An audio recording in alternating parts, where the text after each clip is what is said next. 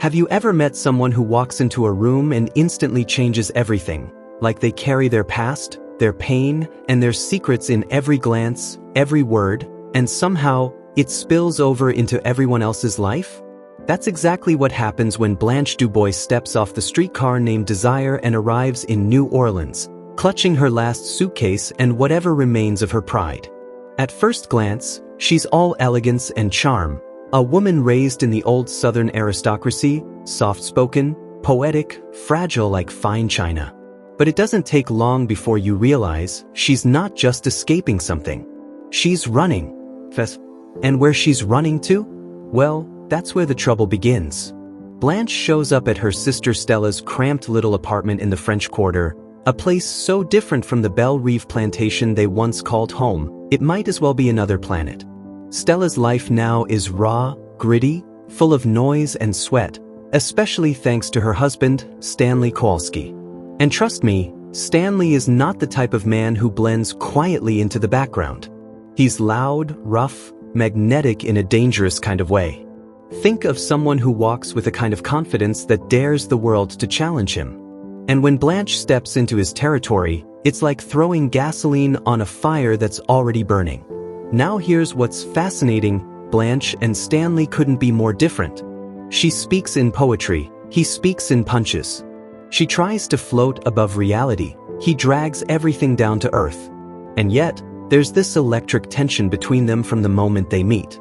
Not attraction, exactly, more like a battle for dominance, for control over Stella, and ultimately, for control over what's real. You see, Blanche has this habit of twisting reality into something more beautiful, more bearable. She says things like, "I don't tell the truth. I tell what ought to be the truth."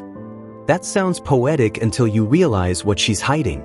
Her illusions aren't just harmless fantasies, they're armor. Against the shame of losing Belle Reve. Against the memory of a husband who died too young and too tragically. Against the harsh judgments of a world that no longer makes space for women like her. So she lies. She flirts. She bathes constantly, as if she could scrub off the past. And all the while, she's hoping for one last chance at redemption.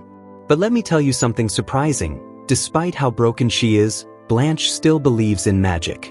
And love. In second chances. And when she meets Mitch, Stanley's friend, she clings to that hope like it's the only thing keeping her alive. Mitch is gentler, more reserved.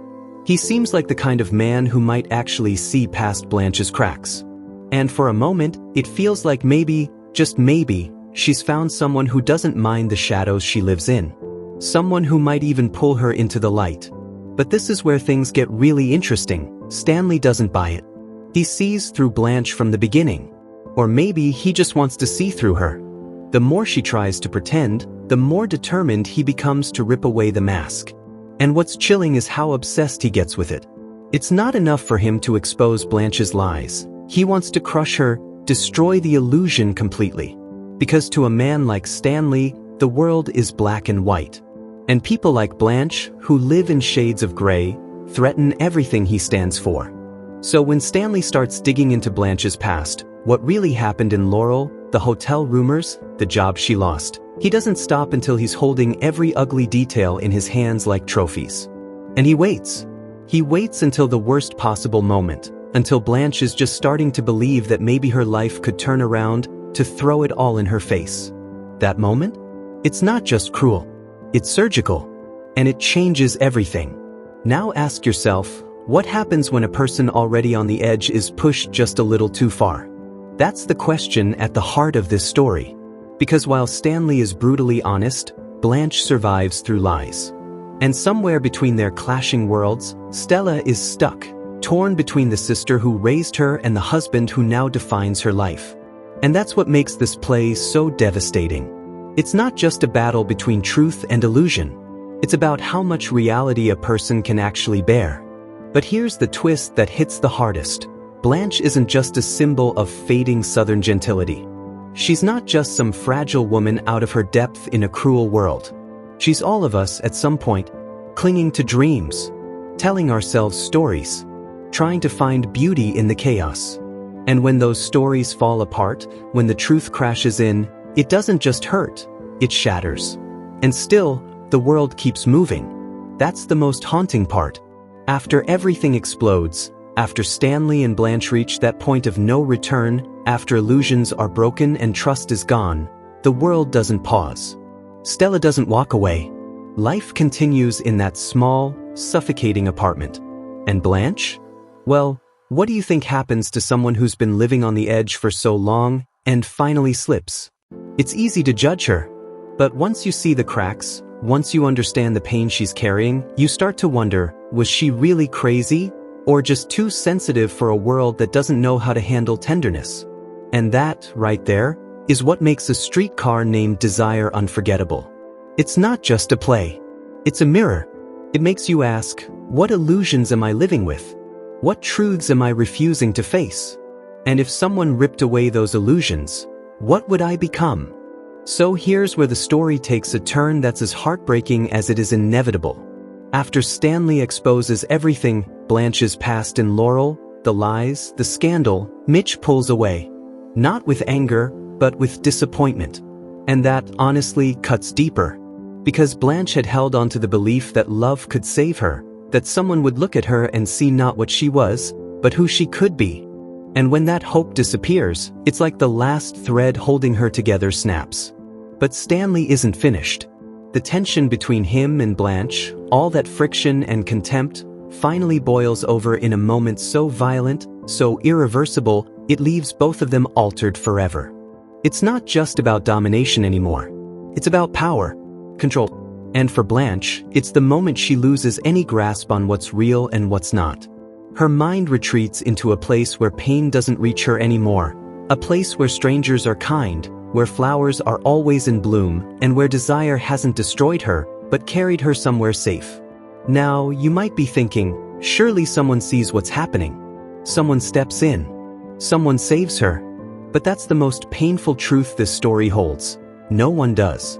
Stella, torn between love for her sister and loyalty to her husband, chooses denial. She tells herself the story she needs to believe, that Blanche is unstable, that she's imagining things. Because to admit the truth, that would mean shattering her own life. And so, when the doctor and nurse arrive to take Blanche away, it doesn't feel like justice or healing. It feels like surrender.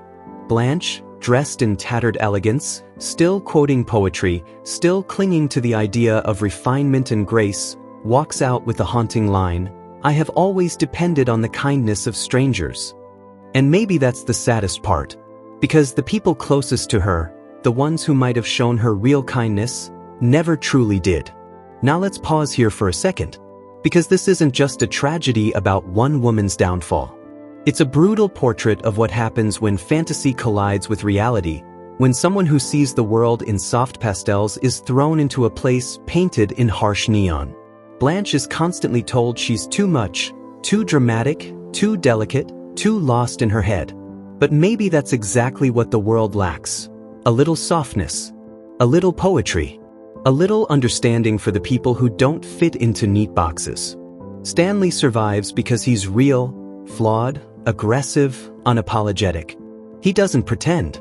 And in a twisted way, that makes him stronger. But is strength without compassion really worth admiring? That's what stays with you after the story ends.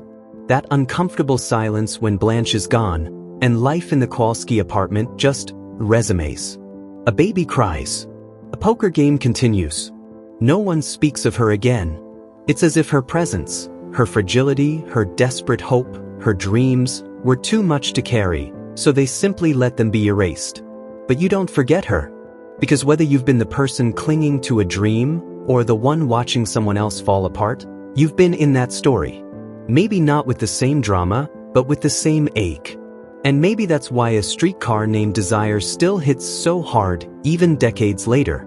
It dares to ask, what happens to people who believe in beauty in a world that prizes strength? What happens to the dreamers when the world decides it's had enough of dreams? And maybe the scariest question of all, who do we become when we stop being kind? Feel like you're meant for more, but don't know how to get there? You're not alone. Every success story starts with doubt and a spark. The Self-Made Millionaire, Zero to Wealth isn't just a book. It's your roadmap to purpose, confidence, and success, built on real lessons from real millionaires. One reader said, "It didn't feel like a book.